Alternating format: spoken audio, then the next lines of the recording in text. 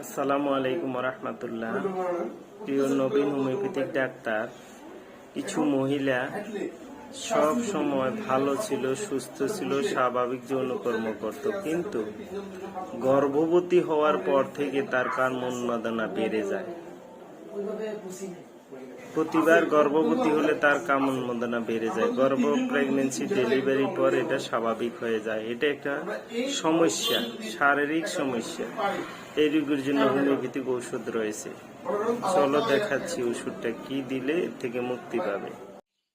প্রিয় doctor, Canterbury 6th এডিশনের 69 পেজে দেখো, মাইন্ড অধ্যায়ের প্রধান রুব্রিক হলো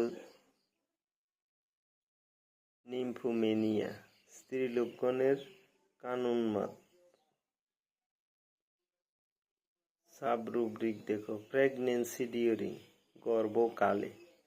একমাত্র ঔষধ জিঙ্কাম মেটালিকামকে শক্তিকৃত অবস্থায় প্রয়োগ করে থাকি। ধন্যবাদ।